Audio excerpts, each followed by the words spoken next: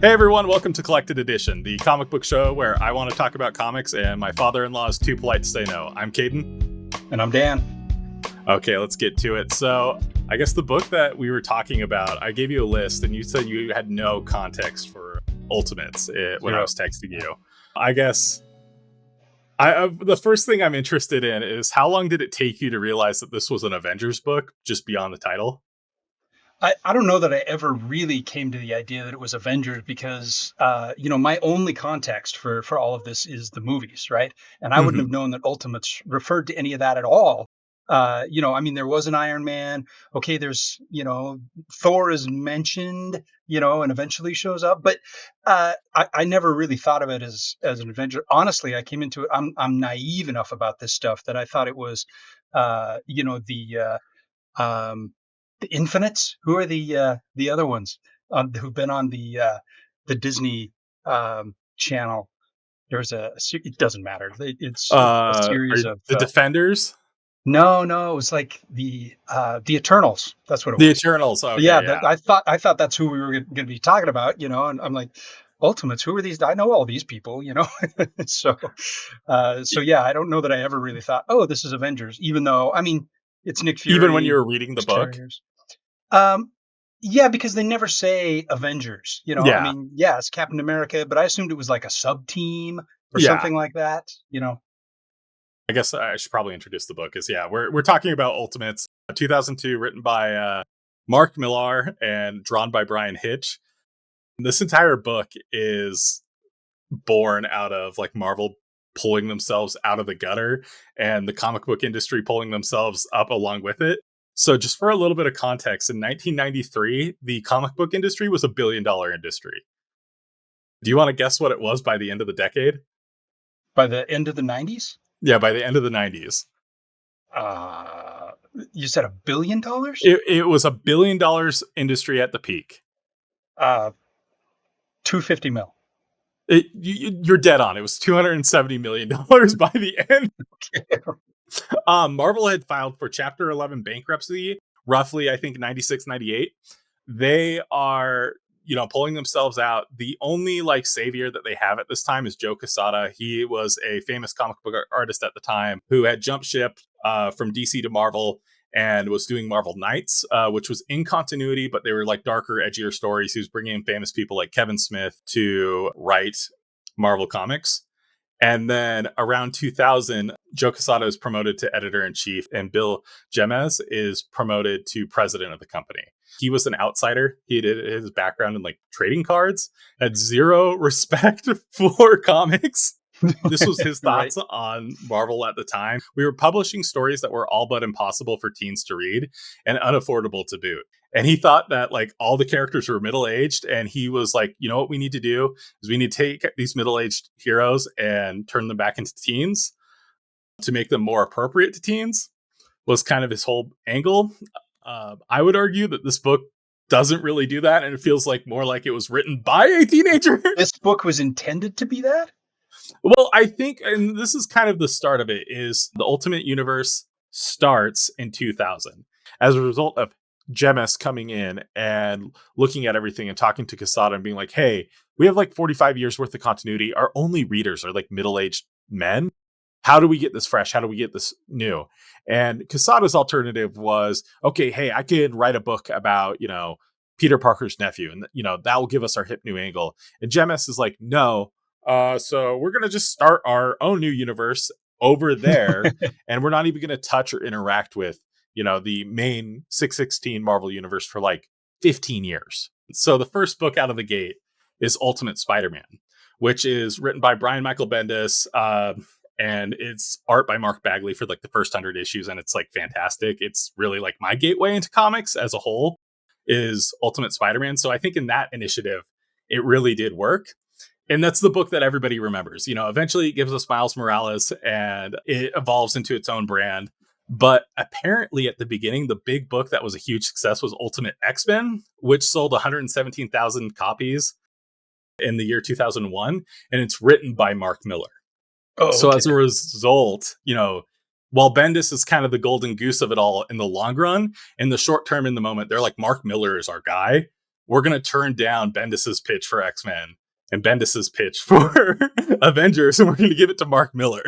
And this was the result.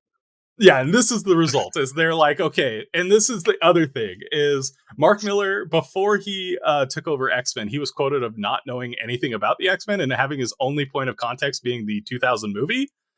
Oh, okay. And so, like in Ultimate Spider-Man, it's Bendis like kind of revisiting and revitalizing the classic Spider-Man tropes of him being a teenager. There's a little bit of that in Ultimate X-Men, but in the Ultimate specifically, they just throw the baby out with the bathwater, and they're like, "We're going to do our own thing. We don't need the old stuff. We're just going to make our own thing. It's going to be way better." And this is what Bendis has to say about Miller, because the thing is Bendis is a really hopeful writer for the most part, really optimistic, really youthful. But while like Bendis is kind of revisiting the old archetypes, like Miller's really focused on like critiquing them and like deconstructing them. And this was really frustrating to Bendis because he's working on one side of the universe, Miller's working on the other. And this is what Bendis had to say. He said, "I'm writing about hope and he's writing about nihilism. I know he doesn't always think that he is, but he is, period. Constantly." I would agree. I just think that's like the funniest thing in the world to say about your coworker, to be like, yeah, so he doesn't think this, but he's doing it all the time. And it's driving me nuts. So I had you text me your initial reactions to this book because I was just curious to see. And you described it as... Wait, before you say this, I will say that when you gave me this list of comics, like I had no idea what to expect from any of them. You told me, "I think you're going to find these interesting for various reasons." And so I'm like, for all I know, we're starting off with Caden's like bosom friend of his best comic ever. And so I went into it thinking, I got to give this thing, I don't want to be like nitpicking on things. I'm looking for the best, I'm like, okay. And it took me a little while to come to the following conclusion. It took you a while to realize that I duped you.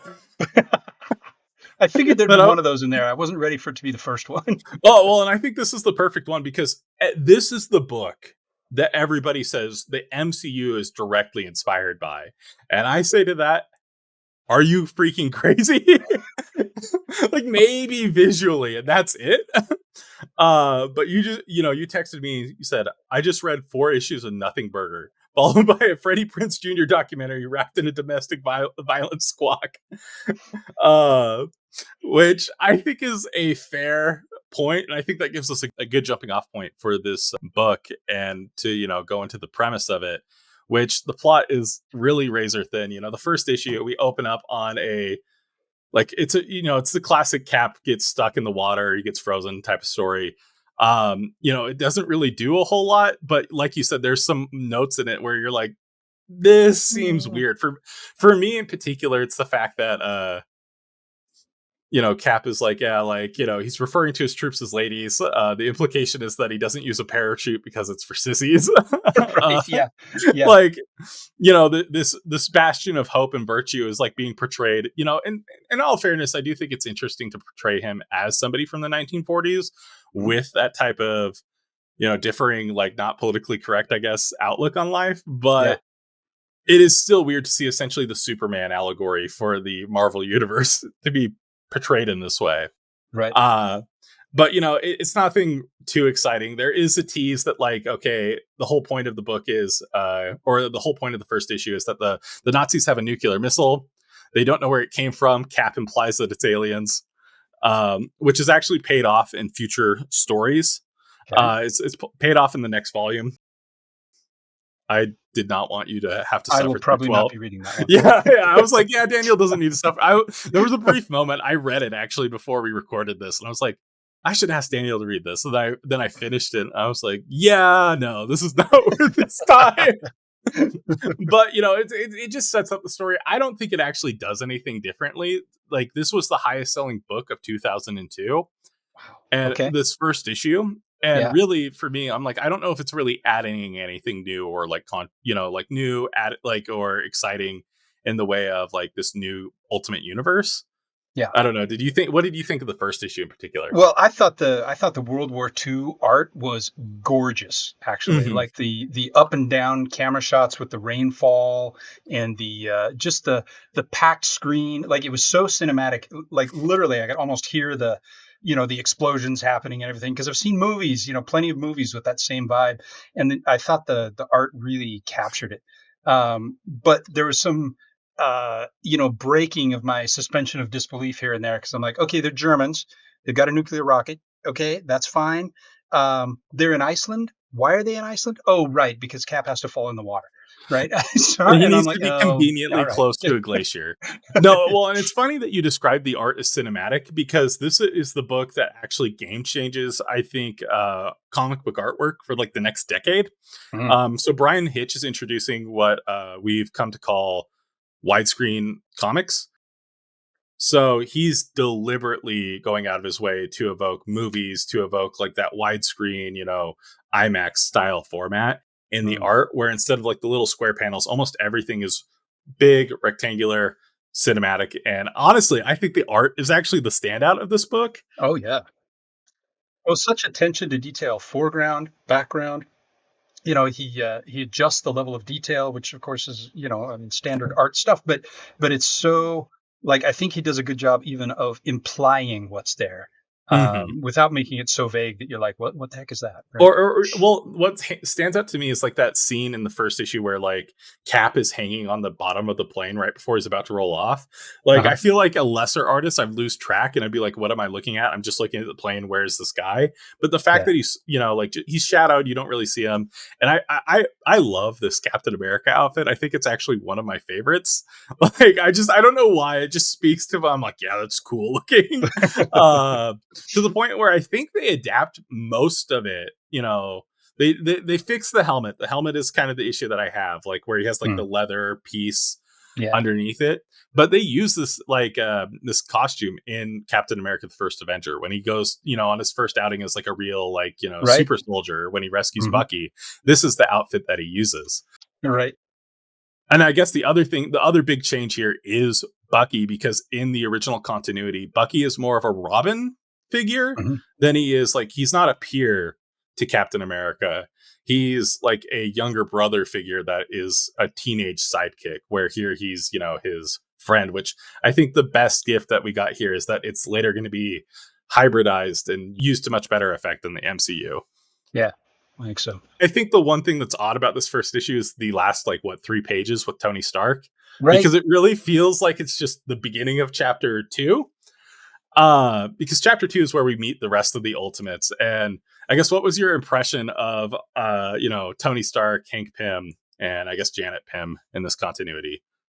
Well, like, at first I was pretty into the relationship between the Pims. I thought that was pretty cool. Again, having seen only some of the Marvel movies, right? Ant-Man and the Wasp, and you get an older couple that way, and it still seems like they have some affection for each other, right? That, But well, you get an older version of them for a very deliberate reason. right, of course, yeah, yeah, and Because that's there's fine. there's some stuff to unpack with Hank Pym as a character that has dogged him since the Clearly, 70s, yeah. and they dial it up to the 11th degree in this series. But in general, I like the depictions of the Pims. Stark, I was kind of left me a little like, all right, Yeah, I've never been like a big Iron Man fan. I think most people that are Iron Man fans are either 40 and are huge fans of David Michelinie's Iron Man from the 80s, or they're like 25 and Iron Man's their favorite, MCU movie. yeah, I think there's actually more of MCU Iron Man here than there is in the actual comics. okay, Um, I think they try to justify, like, because, okay, the big gimmick here is, I don't care about jumping ahead, but the big gimmick with this version of Iron Man is that he has a brain tumor, which I think is an interesting change. Is, I have a brain tumor. I don't have a lot of time left, so I'm going to make it good while I'm here, which I think is an interesting angle. But then there's also this whole like alcoholism angle that's also there. That's, another thing where it's like, yeah, there's one Iron Man story from the early 80s called Demon in a Bottle, where Iron Man has to deal with alcoholism, and it's defined his character for the next 30 years until Robert Downey Jr. plays him. okay, So that's something that they're playing up here. But then we get to Bruce Banner, and the big reveal is, okay, so Nick Fury is the head of Shield. He's just been promoted. Bruce Banner is implied to have been working on the super soldier serum, and from there, from the super soldier serum, he has derived the oh man. Okay, so Nick Hulk Fury has just cells was what they said in that. yeah, the Hulk cells. So yeah, Nick Fury has Yeah. just been promoted to the head of Shield. Bruce Banner is working on the super soldier serum, and it's implied that through his study of Captain America, that that's what's promoted the technology in the Hulk cells that's turned him into the Hulk. Um, Banner is depicted as like, I don't know, a complete loser in this book. Total loser. Yeah, like they really pile it on from the Well, beginning. and I would say like his actions are like he doesn't do anything to really deserve it. It's just that Miller has decided that like Banner is a loser. Right. Um, Yeah. I mean, there's a couple things in there, like in his dialogue, like when he first meets Mrs. Pym. What's her name again? Janet.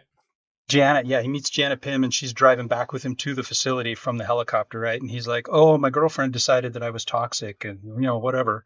And she's like, "Yeah, big surprise," But that's really all you get about like justifiable reasons, and even that is like, oh yeah, easy to slot it into a stereotype without actually having any evidence for it. Yeah, well, and the other thing is he's almost immediately demoted from his position to be, Right which away. is not Yep. clear in the text. I read for 2 or 3 issues, and I'm like, oh, he was replaced by Stark, but no, it's Pym that he was replaced by, and we don't learn that till like issue 6 through him and Janet's dialogue. We also meet Betty Ross, who is, I don't know, she was played by Liv Tyler in the Incredible Hulk movie, 20 years ago. But she's Hulk's longtime girlfriend, and in this, she's a bigger monster than the Hulk, I would argue. She is. Yeah, seriously. She is just like, and she's the one character where I'm like, I don't understand what Miller's trying to do. Like, I get that she's like a PR, like this ruthless PR person, but at the same time, why is she even with Banner in the first place? We learned that Betty and Janet were former college roommates, and we get this, and I think like probably the most awkward piece of dialogue in the entire book for me is Janet's point of context for this is, oh, I haven't seen Betty in ages, not since like the Star Wars special editions, which is a metric of time that I don't think any real person has ever used. What are these milestones? Yeah. Specifically, two women in their like mid to late 20s. Is and it's like 2002, 1997. You could just say I haven't seen her in 5 years. Right. Which actually starts my favorite thing in the book is the incessant pop culture references, which I would say you could maybe get away with one of those, but for a book that's insisting on being very modern, you're instantly dating yourself. Right. Yeah. And also like just what a strange like who are you trying to appeal to with these references, right? Like it doesn't seem like a unified audience. And it's coming from the weirdest characters. If Banner himself referenced Star Trek, I'd be like, okay, that's a little weird, but I get it. But instead it comes from Nick Fury, which I'm like, Nick Fury doesn't care about like this. Nick Fury doesn't even know Star Trek's still on. But really, like I would say, like I don't know, the first 2 issues are pretty standard. There's some weird stuff there, but then you get to issue 3 where they've unfrozen Cap, and there's one nice little touch here that I do enjoy is that Cap doesn't believe that he's in the United States because he doesn't believe that Nick Fury, would be a general. Right. Which when I read that, I haven't read this book in like 10 years. When I read that, I was like, oh my gosh, are they gonna like, is this gonna be more problematic than I remember it? Right. Thankfully, they stop it just at that comment. But Nick calms him down after Giant Man squishes him. But what do you think about like Cap and his interaction between Gale, his like former fiance that's now married to Bucky? Yeah, so I thought that like there was good build up, I think, to the reunion, but it also seemed a little stilted, kind of. Like Cap comes in and he's kind of hanging out in the background, and you know, uh, and then finally, Bucky turns around, he's got tears in his eyes, and they have an embrace, and like, all right, there's some warm feelings there, I guess, but still, it was a little clumsy. And then you get to see a shot of Gale, but you never see them meet. You never see. There's no connection there, right? And the next thing, Cap's just walking through grungy New York. Well, I think it's weird in the sense that, like, okay, is Cap the emotional through line of this book, or is he the means by which we're criticizing and deconstructing the topic that we're talking about? Because I feel like at points like where Cap like has the like emotional center, but by the end of the issue, you have this like picture of George W. Bush, and he's like, "So, Cap, how cool is the 21st century? Uncool or cool?" And Captain America's like, "Cool." And then we get the reveal of like the modern Captain America suit, and I'm Right. like, "Okay, is he the emotional through line of this book, or is he just a means to criticize the American military industrial complex?" Yeah, so I mean that critique is hyper clear, and I think it's overt and intended. Obviously, I think if I were going to have to pick, if you just asked me that, after reading with no other context, I would have said that the Hulk Banner dichotomy is the emotional through line of the entire series, because I Oh, would have that's said, interesting. oh, we're talking about weak and powerless, and yet have some skills but constantly frustrated, to the other side where it's like I can accomplish anything I want, but the things that I want are no longer okay, you know. And the each of the characters I think in here has something of that flavor in there, particularly the Pims. But I'd say even like Cap, because of his roughness and his, the two sides that we deal with there, and then Tony Stark, of course, is just that embodied, I think, in a less extreme way. See, because for me, like the part where like I think the part of the book that makes me feel the most is when Janet takes Cap shopping and they come back to his apartment. And of course, like Cap's like, "Oh yes, I was born and I'm gonna die in this neighborhood of New York," and in the 60-year interim, it's just become, like a hellhole, right? Right. It's just graffiti all on the wall. And they go in and his apartment's been broken into, and then they reveal that paint thinner has been poured on this record collection that he spent his weekends trying to accomplish. And I'm like, oh, that makes me sad. Yeah, But that's the kind of the rough. the angle of the Hulk being like the through line of this story is interesting, specifically in relation to Pym. I don't know. For me, it's like it's so distracting.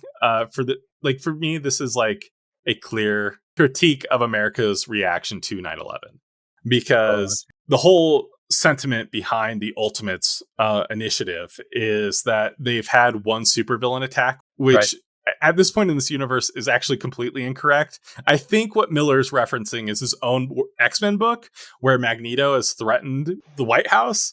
But if you've been reading Ultimate Spider-Man, Peter's encountered multiple supervillains at this point in New York City Mm. specifically. So I think, again, it's showing that the continuity is frayed at the edges, where Miller only wants to write about Miller's stuff and Bendis only wants to write about Bendis stuff. But like I think it's really interesting because the second Ultimates are formed, they really don't spend any time doing anything for the next little bit. They're like, oh yes, we've got what $150 billion, and we're not doing anything with it. So I feel like it's clearly Miller's like, yeah, you know what, like we had one terrorist attack, and now we have the Department of Homeland Security, and what a waste that is what he's trying to say. Yeah, it was interesting looking at that that kind of political discussion play out in the kind of the very broad strokes there, right? And Stark, of course, being the salesman that he is, justifies it in his little space station trip, where he's like, oh well, isn't that kind of like never brushing your teeth, or not having insurance? This is a way that we protect our safety in the future. Yeah, And we formed, and as a result, nobody's going to mess with us because we exist. That's right, exactly. Yeah. And so, have you seen any problems? No. So that proves it works. Well, and I feel like you failed to mention something in his space trip. Is Stark goes to space with Shannon Elizabeth. Whom I don't um, know. And I'll just say there were many, as a complete newbie to this timeline and these details, there were several references in here that I'm like, people know who that is, but I sure don't. well, Right. I I mean, didn't know who that was. it's a actress that was only like I think by the time this book came out, she was irrelevant. Her entire face is there, and it's clearly her. And I was like, wow, that's that's so weird. But Yeah, no, I think it's super interesting that we get to the point where they even have to like, they're sitting around doing nothing to the point where they fan cast themselves, which feels like another egregious part of the book where they just have to talk about, like, well, of course Samuel L. Jackson would play me because I am Samuel L. Jackson, which is an interesting part of the book in the sense that Bendis had created Ultimate Nick Fury, and he had been African American, and he'd been slightly modeled after Sam Jackson. But Jackson, who is a comic book fan, got wind of this and was like, "No, full send. You can just draw me," Do which it. I think is cool. And it comes full circle. By the time when I was a kid in like 2008, I was like, "Oh my gosh, he looks exactly like it." That's awesome. uh, but yeah, no, like I just think this we have this constant browbeating of Banner, and even in their quiet moments, they're always doing this, which leads him to having a mental breakdown where he takes the Hulk formula and he combines it with Cap's blood and he injects it into himself.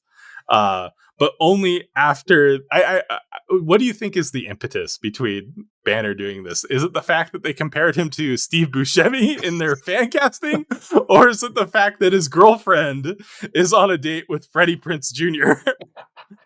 Yeah.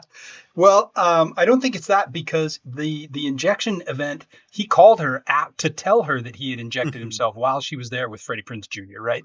Yeah. Who is probably the most frequently mentioned person, even including the main characters in the entire series. Yeah. So if you counted those up. But I'm going to take something that I think was maybe just bad editing, and I'm going to call it part of the story, right? Mhm. Because I think it indicates something interesting, and that is Banner's technobabble when he's there in the rain and he's on the phone. He's like, "I took Cap's blood and the Hulk cells, and I injected them directly into the cephalic vein of my anteorbital fossa." And just so you know, that is complete garbage. Like, and maybe I'm nitpicking on this, right? But that was the part where I completely lost, what I was, well, that and one thing that we'll get to here in the future. But, basically what he's saying is that he has the skull of either a dinosaur or a gazelle. And that a vein that is normally positioned in the shoulder runs by his eye. So I don't know, what, what that was about, except the way that I'm choosing to interpret that is that the way that Banner defines himself is through his intellectual achievements, and nobody is respecting those. They're broken down at every possible turn, and he's getting like belittled in the way that you would in third grade if you showed up with thick glasses and buck teeth, right? And he's mercilessly persecuted for this stuff. And so in the end, he's still trying to like prove to people how smart he is, but he's starting to lose it at this point, right? Like he's actually lost his grip on reality. That's how I chose to interpret that. Well, I think that's something that honestly everybody in this book is trying to do. Everybody has something to prove. Janet is clearly like a social climber. She wants to be seen with Cap. She wants to be she wants to be a superhero in the sense that she wants to be a celebrity. Hank clearly has a lot to prove, and I think he has a lot of Right. the same things that I think he wants to prove a lot of the same things as Banner as far as like his intelligence stuff is concerned.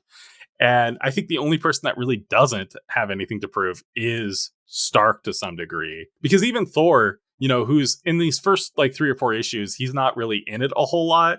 Right. The implication being that is he Thor, God of Thunder, or is he just a loony bin nut job who, has some tech hammer that allows him to think that he's Thor?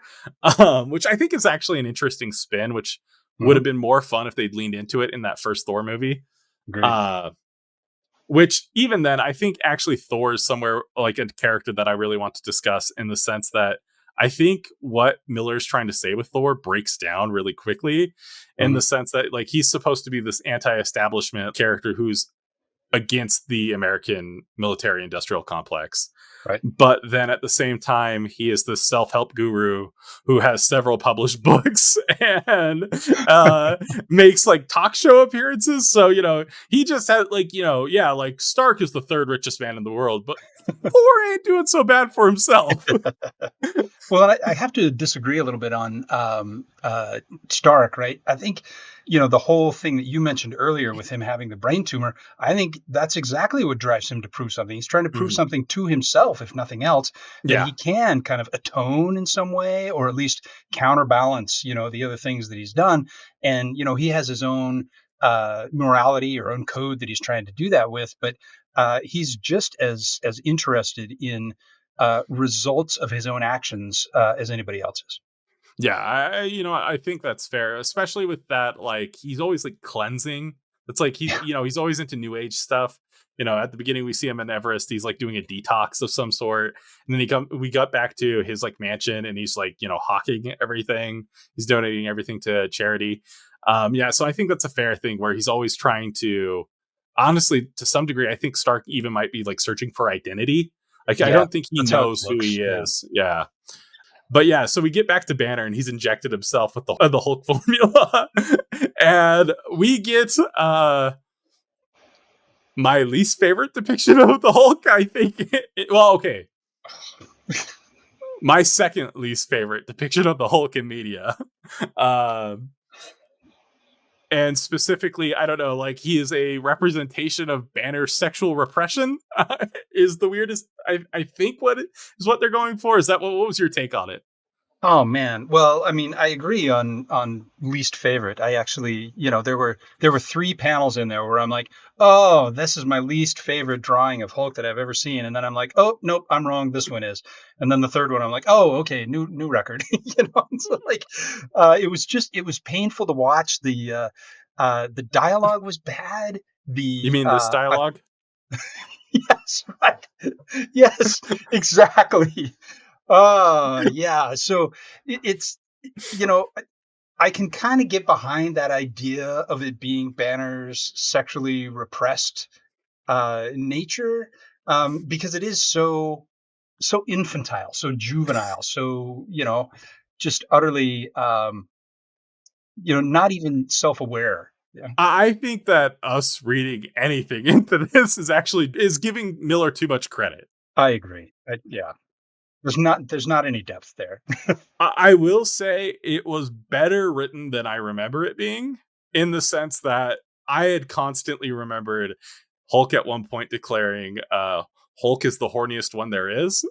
Uh, you know, in relation to Hulk is the strongest one there is. Yeah, right. Uh, Thankfully that's not said, but It's implied. the second that Banner, finds out that Betty is on a date with Freddie Prinze Jr., yeah, the Hulk goes crazy, and yeah, there he just unleashes himself on the city. Let's continue on Hulk for a little bit because I have complaints about every other single character in this issue. Yeah, no, that is the least egregious. I actually think the Hulk is juvenile in this series, but everybody else actually goes directly against what they are established to be in the dialogue of this book. Um, Exactly. but I think the motivation that Hulk, Banner turns himself into the Hulk for the Ultimates to have something to fight is Uh, yeah. really flimsy. And I think it's just a further extension of that political critique of, the only way for them to justify themselves is to have the issue that they have to face come from within. Hmm. Um, Which is interesting because that's echoed later in the Avengers movie, right? When mhm. who's the guy in Winter Soldier, right? Is it Winter Soldier where the guy Civil War? Okay, there we go. Yeah, in Civil War, like we get some interactions between um, uh, Scarlett Johansson. What's her name? Totally drawn a Oh, blank on. Black Widow. Thank you. Yes, Black Widow. I was like, it's the wrong color. I can't find it. Yeah. Read something, but yeah, we get this. We've already established that she's good at interrogating, and not to take things too off here, but it's interesting that it's echoed so strongly in there, where it's like, yeah, the only way that we can really justify this is by the problems coming within. And I think that's a good point. Yeah. Well, and I think it's also like, to give Miller credit where it's due.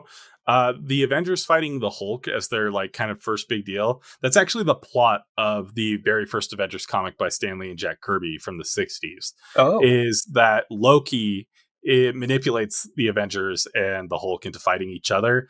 He brings them all together, and as a result, the Avengers are born. So I think that's what it's a reference to, more than anything. but at the same time, it's done in the dumbest way possible. Do you buy like Banner's explanation where he's like, you know what? I justified this in my head as, you know, giving the team something to fight, but in reality, I just wanted to feel big again. I actually really like that line. I think it was probably the truest line spoken in the whole Hulk subplot. Honestly, Hmm. and I agree. I think it's pretty clear that he was rationalizing. Oh, this here's something good that will come out of this thing that I want, that I know is selfish and horrible.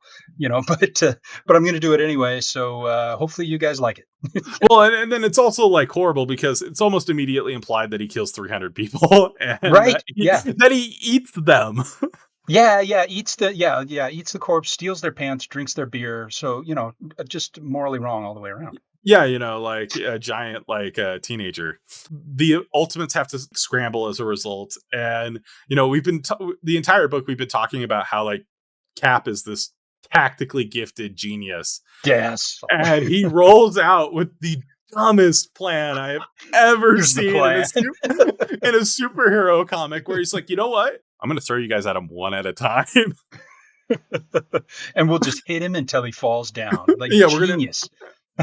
feel like it's actually contrary to the, you know, a superhero team book is you want to see them fight together.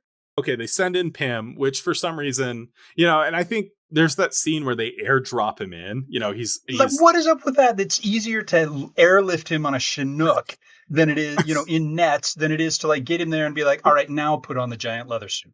I think it's because it looks cool. Like I know, like not in the book, but like in universe, it is a It's a like marketing ploy. it's a marketing thing. That's the Yeah. thing they talk about. It's like Stark has a, you know, a toy deal with them. We'll airdrop him in. It'll look cool as hell, you I'll, know. I'll buy that. I'll buy that. And then the next issue, they immediately start talking about how the Hulk fight DVDs are selling great online, or Yeah. you know, like Yeah. so. I'm like, it was clearly designed to be marketed the entire Yes. time. But you know, they throw in Pym. He immediately gets KO'd. And is it Iron Man goes in next? Like, Yeah. Yeah. Because Hulk jumps off the building.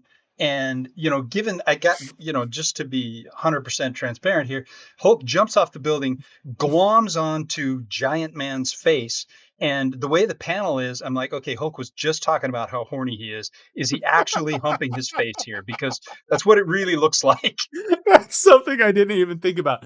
I can tell you that a later issue of the series will confirm that he is not, Okay. because the way they finally weaponize the Hulk in battle is Cap tells the Hulk that those guys over there called Hulk a sissy, and Hulk asserts that Hulk isn't a sissy, Hulk is straight, and then goes and attacks them.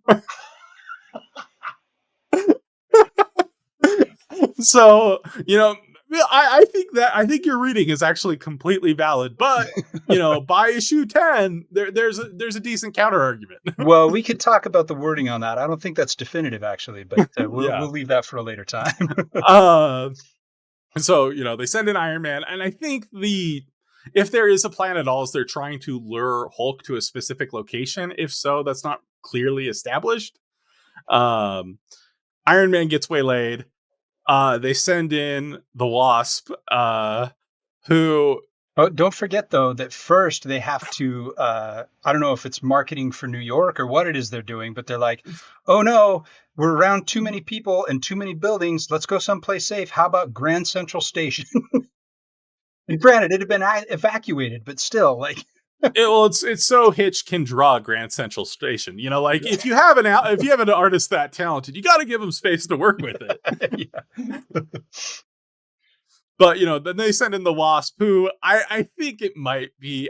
Man, I don't want to say it's my least favorite moment in the book because there's so many of them. Where she can't do anything to the Hulk, even though it's later implied that they had a plan the entire time, Mhm. dependent specifically on her. She gives the Hulk what Fury refers to as the Mardi Gras special, Yeah. and flashes the Hulk and says, "Hey, does Betty Ross have a A rack as rack good as like this. these?" Yeah, something like that, right? Yeah. And the Hulk looks at her like a big dumb baby and chases after her because naked lady. Yeah, that was one of my 3 panels right there. Yeah, yeah. I it's if it weren't the Hulk, it'd almost be like the look on his face in that panel where he's like, would almost be funny if it just wasn't like in such a like mean-spirited book. Right. Yeah. uh Mean spirited is a great word for this because I yeah, don't think there's a single bit of camaraderie. And even at the end, which we'll get to, right, in the little dinner party, I think even there's these notes of friction that show that there's no kind of team here. mm-mm. No, well, and I guess I should have done this in the prelude, but Mark Miller is the writer of Kick-Ass and the Secret Service, which would later be adapted into the Kingsman movies. Hmm. Um, so like I feel like he's got a chip on his shoulder with most of his work. There's some of it that I genuinely enjoy. I think The Authority's great. I enjoy parts of Superman Red Son, but for the most part, Miller is a cup of tea that I don't really like. Just because I'm not the biggest fan of, I don't know, it always feels juvenile to me. Or But nihilistic. either way, yeah, well, I don't even, nihilism would have a point. Like, uh, but yeah, okay, so the Wasp, flashes her goods at the Hulk, gets him away just for them to drop Captain America in a tank onto like a Manhattan street, Beautiful. only for the Hulk to immediately tear it apart. Again, Right. like, and I guess in the book they acknowledge that it's like an action figure gimmick. Like, Cap is a GI Joe, so we got to put him in his like tank, just for the PR. But it's immediately torn apart.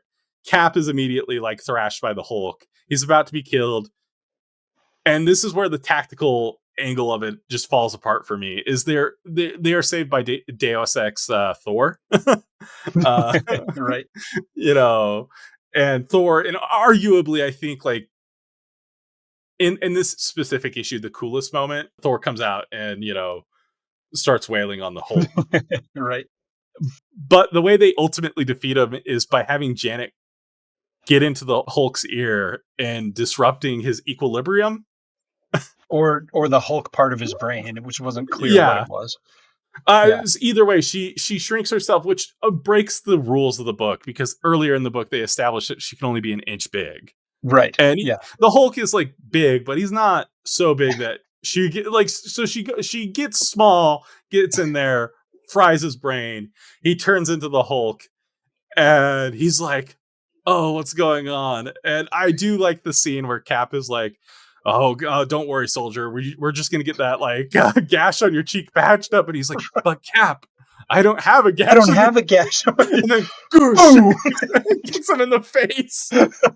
Spoilers. Uh, But yeah, uh, that was. I mean, for any other character, cool moment. But as it was, like you had to do it with Cap. Like it just, I don't I know. like It's Captain America in a lot of yeah. ways, but I just couldn't get into it in this. I mean, it's ultimate Cap. We've already established in this universe he's a Bush, like lackey. Like I was here for it. I was like, at this point, like we've already gotten to the point where like we the Hulk is threatening to like rape everybody. Like, Right. Yep. This isn't. At this point, I'm like, okay, thank Seems gosh, fair. it's over. Like it's over. Okay. And that essentially wraps up the story, but then we bookend it with chapter 6, which I think, if the past 2 issues were mean spirited, I think this is where it's like, yeah, and we're gonna revel in it, Yeah. because the main, I would say, like, what Miller would say the main drive of this issue is the dinner party, but it's really just set dressing. Well, okay, so we get to the aftermath of the Hulk fight. We figure out they're selling DVDs of it, which is monstrous in and of Crass. Yeah. itself. Totally. He's killed 300 people. And then, like Betty is like, oh, wow. To think that he This could be, feels like it might have been a little bit my fault. and to think that he's so interested in me that he'd do this for me. It's Like, kind of she's like, flattering. Yeah. yeah. Which in a later issue, Bruce is like talking to her and he's like, I can't believe I ate people in, this is after they've weaponized the Hulk later in the next arc. And he's like, I can't believe I've eaten people.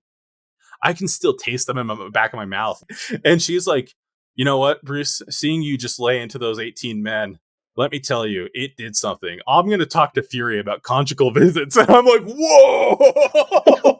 I'm like that, like That's so. rough. So we're just going to stop pretending that she's a character and just make her Right. like as gross as possible.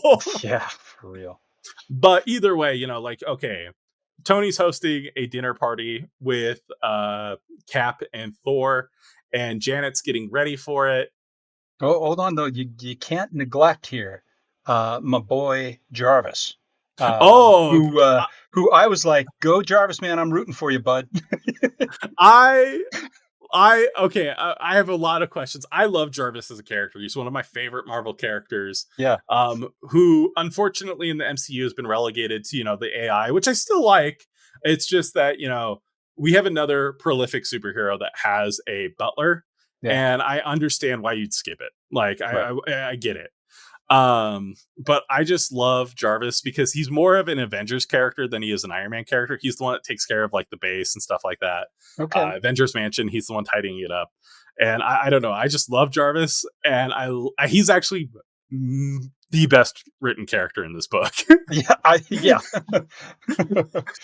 I agree.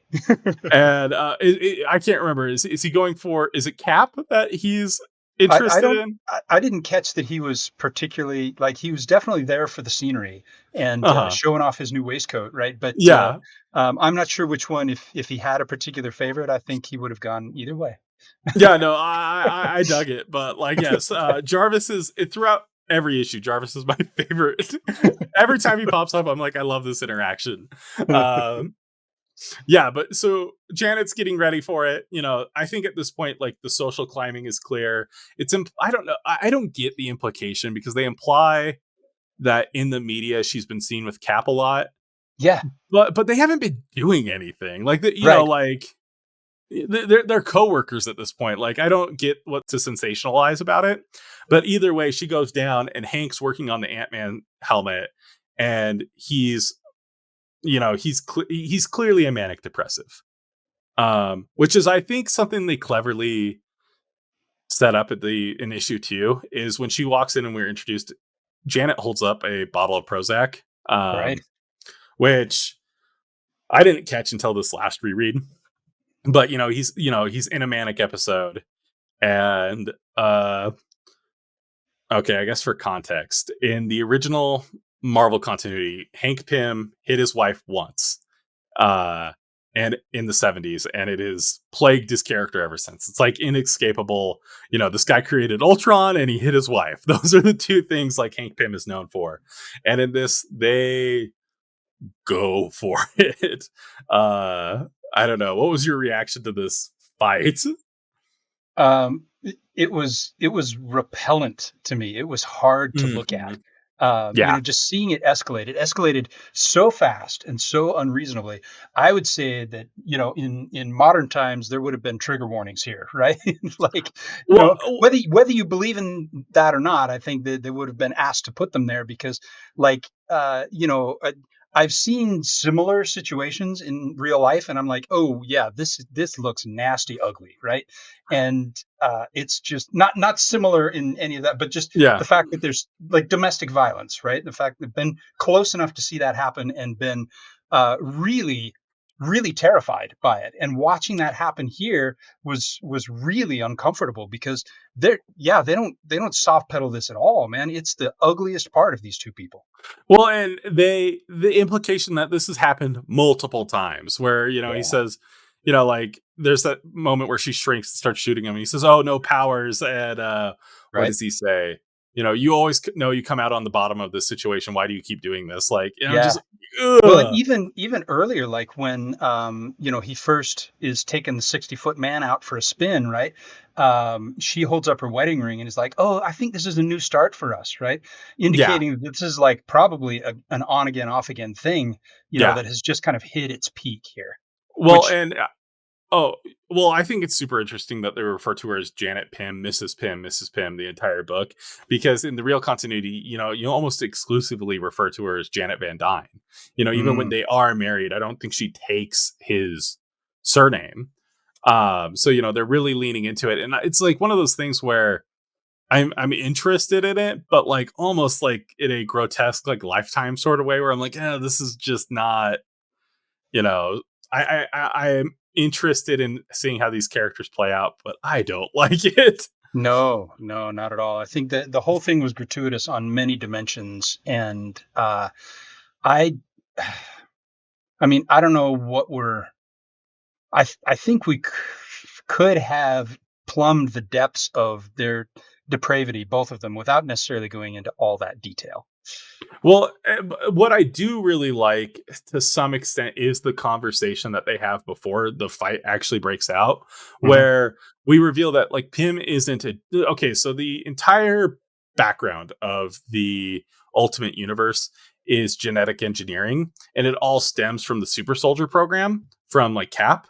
So Okay. like Peter, Hulk, and eventually they'll even reveal that the X-Men are all tied to genetic engineering. Like, the original Marvel in the 60s, it was all about, nuclear power. It's a radioactive spider, cosmic rays, gamma rays, Yeah. nuclear energy is pushing everything. Here it's genetic engineering. But they revealed that like Hank is a math guy and that he switched into genetics because he sensed that's where the river was flowing. And the only reason he's relevant at all is the reveal is that Janet is a mutant and he has co-opted her DNA Right. for all of his technology. And don't forget the fact that she lays eggs in their bed. Oh So, yeah, well, and he's like, "Oh, you're so disgusting. You, if right. only Cap knew you'd lay." And I'm like, Uh, "Bruh, like, oh, yeah. well, like, oh, well, and like, oh, what about when you get small and you eat caterpillars and stuff?" And I'm just like, ugh. And like she's twisting the knife because the entire book is like, oh, Hank is better than Banner, where the actual revelation is that Banner might actually be the most intelligent of the three, Right. is what I think. I think that's what that final issue says. Yeah. Is that Banner is, Stark's probably a better engineer than the other ones, but as far as like, what the actual arms race of this universe is, which is genetics, Mm, Banner's the one that's got it figured out. yeah. Interesting. But Yeah, I hadn't considered that angle that the genetic end of it was so embedded in this, in the technology of the universe. But that does make a few things make sense. well, and I think it would make a lot more sense, like if you'd read Ultimate Spider-Man. I think Mm. this is only something you're getting if you're looking at everything. I don't think it's something that stands out as an individual piece unless you know about it. But yeah, it's just a gruesome fight, and it ends with him like getting her with Raid, Well, and yeah, not only that, like he has a bottle of it there by his desk. He wouldn't do that. Mhm. It's like literally a can of wife repellent, or wife poison. Like that's just it's well, it's disgusting, well, right? That and he then, would even and have then that there. well, and this panel is like, well, I don't like the Hulk panels. I feel like the panel where he sends the ants after her with the helmet. He looks down at her and he says, "You made me feel small. You shouldn't have made me feel small." Is Yeah. haunting for me because it's just glassy eyed, blank as he just sends these ants to eat his wife. Yeah. Yeah, and he's switching back and forth so fast. He's like, "Oh, Janet, I'm sorry. Please forgive me. Ah, I'm gonna kill you." And then he's like, "Oh, what have I done?" And like, "You shouldn't have done that. You shouldn't have made me do that, baby." Like, ugh, Well, and I think it highlights what the entire point of this book is that every one of these characters, dumpster fire. you know, they're all kind of they're not even heroic. They think they're heroic, and that's delusional because look at them. And there's a certain sophistication to that point of view that I think would be wrong to ascribe to any intentional goal of this book, right? But you look at like the Clint Eastwood movie Unforgiven, right? Hmm. It explores exactly the same ideas that Clint Eastwood's character has exactly one redeeming trait that Hmm. we come back to, throughout the movie a couple of times. It's there, but in everything else, he's a terrible human being, Yeah. and yet. This is the ideal of the Western, right? You have a hero drifting through town and he solves things and moves on his way.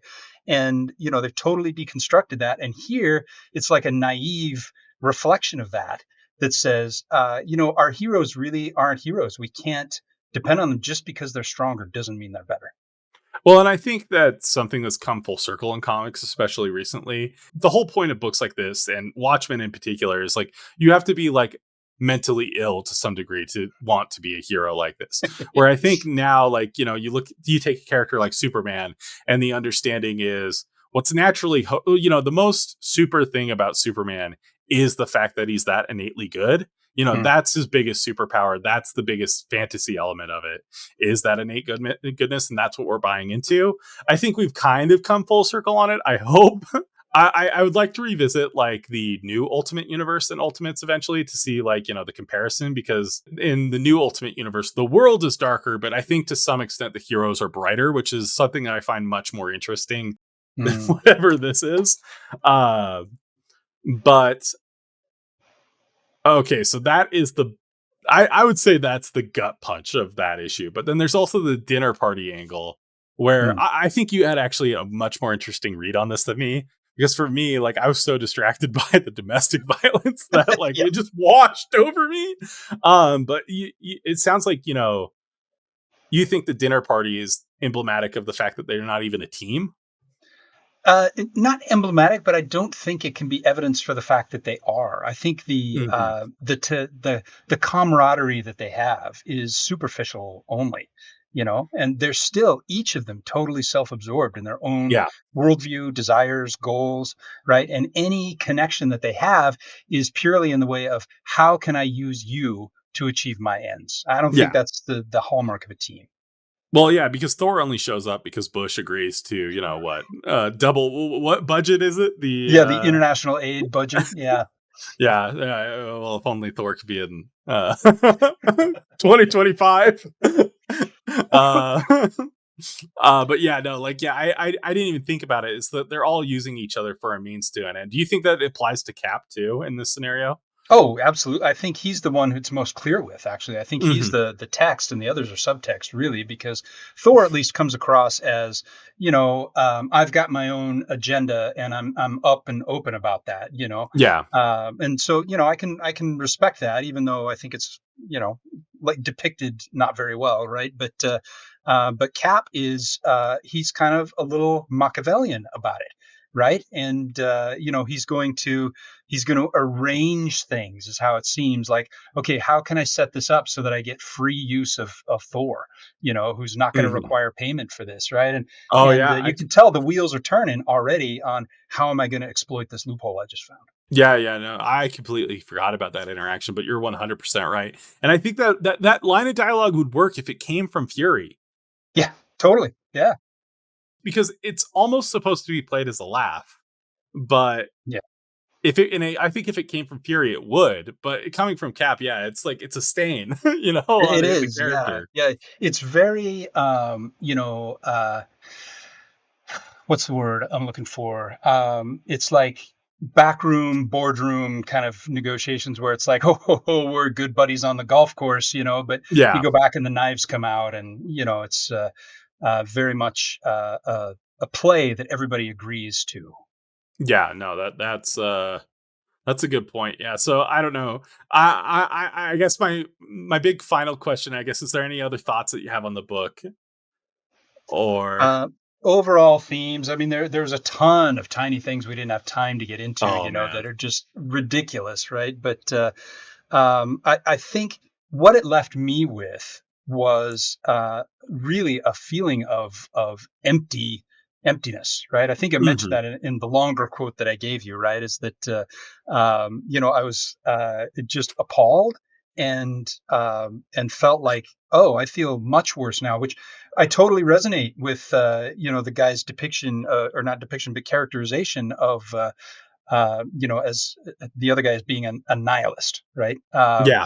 Because for me to feel that way at the end of a superhero story, that maybe was not intended to achieve that effect, is pretty telling. Yeah, no, well, and it's interesting because I've heard Miller say like, "Oh, I've had well, I guess he's Scottish. I'm not going to do the accent, but I've had people come up to me and be like, "I read Ultimates and I joined the military because of Captain America, and I needed to do my part in the Middle East." And he's like, "Oh, okay, good. You clearly didn't understand the book." And I don't know. I think Miller has a tendency to bite off more than he can chew, and just, you know, Mm. I think a lot of what he does is, you know, it's like a teenage boy, like I said. You know, it's like it's cool for the sake of cool, but in his mind at least. And I think for some people it legitimately is. I think if you're a fan of the boys, you will love this book. Probably. This Yeah. book is for you. uh, but I think if you want like some more traditional hopeful fare, I don't know like if this is really there for you. This is not the one. Yeah. What would be interesting? You were talking about if Cap line came from Nick, right? I think there's so many lines in here where it would be interesting to go, which character should be saying this line, Oh, right? Throughout all yeah, of the entire series, right? that's how it feels. My biggest gripe is I think. Oh, okay. So I guess I wasn't going to bust it out, but I think my biggest gripe with the series is the dialogue is completely interchangeable. It's so bad. But Joss Whedon, a director that you and I both enjoy, wrote the foreword for this book, and he loves it. I'm having trouble processing that. But like I think there are elements of works that work about this book. The visuals are great. I think the MCU, like I was shocked. The Hulk's containment unit that they put him in at the end is the same one that they used in the Avengers. Yeah. Yeah. And I was like, oh man, like, so I think to some extent it's fair to say that this inspired the MCU, but to say that it directly inspired the MCU, I think is, if somebody says that, I think they haven't read the book. Yeah, because there's nothing, art, visuals, set pieces, yes. Hmm. A couple of the smaller characters, but yeah, there's nothing here of the Avengers that caught people's imagination in the MCU. Okay. So I guess, would you read it? Would you recommend it people to read it or skip it? I guess is my last question then. Well, I think your point about people who like the boys liking this one, I'm going to say that it depends on what you want. If you want to see flawed heroes, you're in the right place. Hmm. But if you're looking for something to dig deeper into, insights about these characters, or to strengthen your view of them, this is the wrong place to be.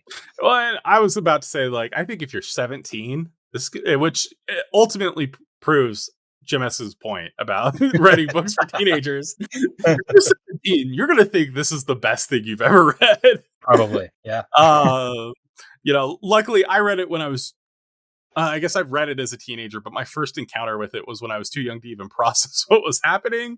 So I've just always had it glazed over. But yeah, if you're 17, I think this is the book for you. But yeah, that's Ultimates by Mark Miller and Brian Hitch. What a I ride! guess, yeah, I know, what a ride indeed. We'll see you next time. Thanks.